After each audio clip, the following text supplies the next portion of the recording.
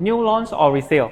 Honestly, this is probably the questions I get asked the most. And every time someone asks me, I don't just give them a straight answer. Because the truth is, there's no one right answer. It depends on where you are in life, what you are trying to achieve, and how much time you have. Hey guys, welcome back to my channel. I'm Resale from Property Scout. I help first-time buyer and homeowners to elevate their wealth through property, upgrade seamlessly, and secure the right assets for long-term retirement. In this video, I'm going to walk you through both options, the good stuff and the not so good stuff. Because here's what most people get wrong. They think new launch always win, or they think resale is always safer. Neither is true. So let's get into it. Why people love resale? You can move in right away. No waiting around, no in-between stage. For people who doesn't like uncertainty, for anyone who just wants to get on with life, resale is a much simpler, much faster journey.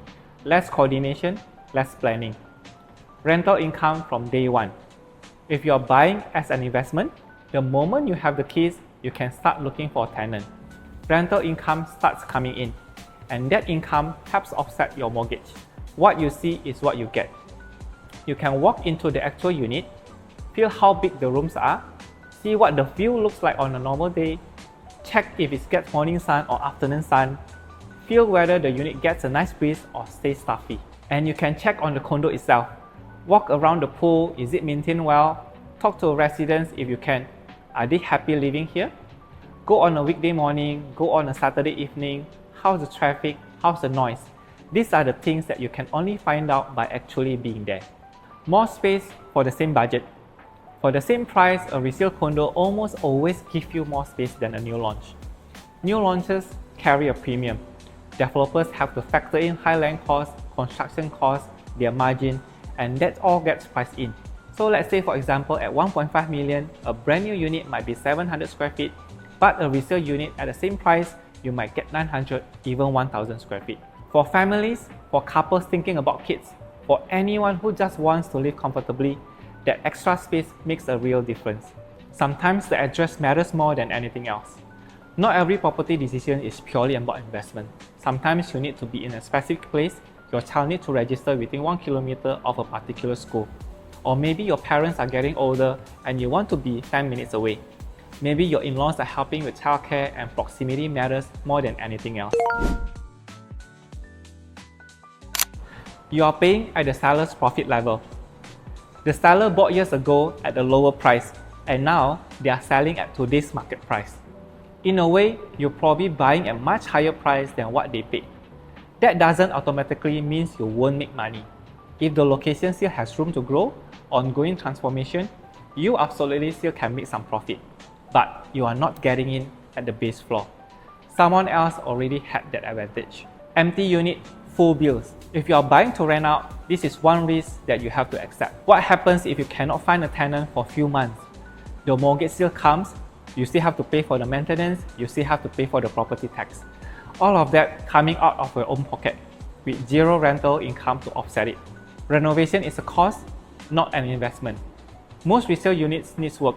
Sometimes it's like a fresh coat of paint, some new fixtures, but if the unit is older, you might be looking at a full overhaul and that can hit 100k or more. The renovation doesn't become part of your asset value.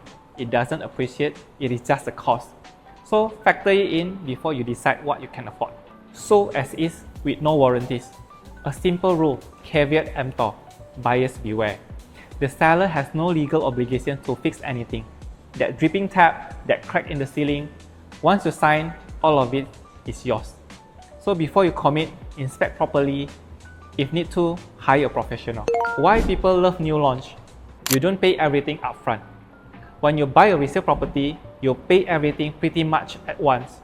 Down payment, stamp duties, the mortgage starts immediately. But with a new launch, your payment follows the construction progress. Foundations done, you pay a portion. Framework done, another portion. It goes in stages, all the way until the building is ready. Why does this matter? The payments comes in gradually. You have more time to save, you have more time to build your capital, you have more time to breathe. No bills while you wait. While your new launch is still being built, you are not paying for maintenance fee, you are not paying for property tax, and if you are the investor, you are not stressing out about finding a tenant because the unit is not ready yet. Early buyers usually get the better price. When a new project first launches, the developer needs to get things moving. They need buyers to commit, they need the momentum. So the first batch of units is usually the most attractively priced, and that's on the launch day. As more units sell and the confidence in the project builds, prices go up. By the time the project is 80-90% sold, the remaining units cost more than what the early buyers paid. So if you got in early, you are already ahead of those buyers who came after you. And when you eventually sell, the market compares your unit against those later higher transactions. That gap is where your profit can come from. On launch day, everyone pays the same. On launch day, all of us are paying from the same price list. It's a level playing field. Everyone begins at the same starting point. With new launch, there's less or no room for negotiations as the price is the same for everyone.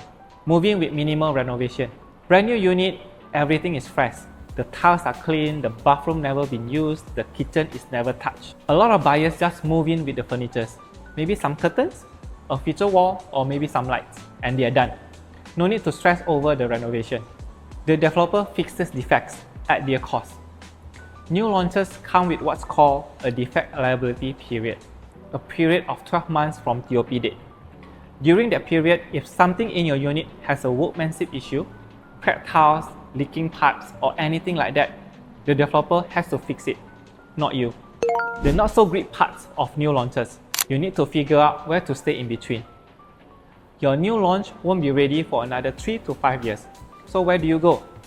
Some people rent, some stay with their parents for a while, some time it so the kids overlap. None of these are impossible, but all of them takes planning. And if you're renting in between, that's a cost that you need to factor in. You need to build that into your budget upfront. For some people, that's completely fine. They are in no rush, they have a place to stay.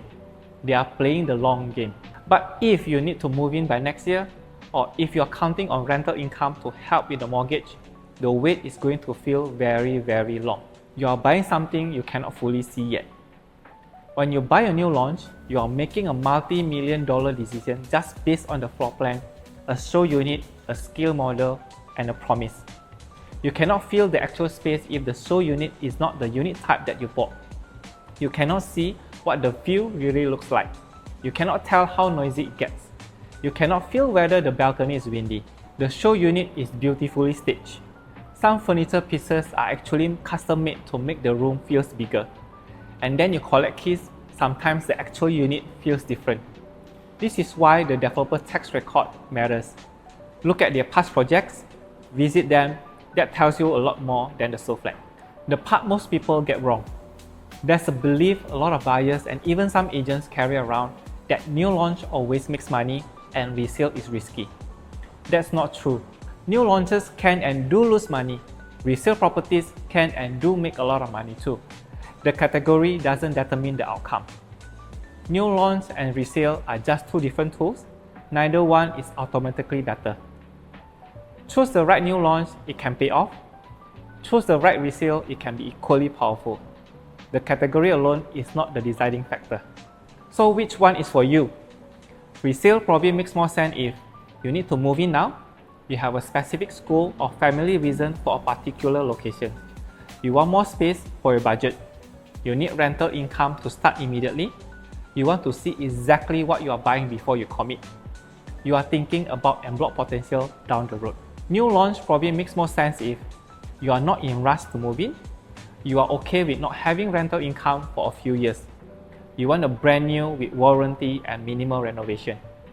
You like knowing everyone else paid around the same price as you, and you are thinking for the long term. New launch, resale, both can work, both can go wrong. The real question was never which category is better. What matters is which project you choose, which unit type you went for, the entry price you bought at, and how long you held it. That's where the real work is. And that's what a good agent is supposed to help you figure out. If this helped, hit the like button and subscribe if you want to see more videos like this. And if you are trying to decide between new launch and resale right now, drop me a message. Every situation is different and I'm happy to help you think through yours. See you in the next one. Take care.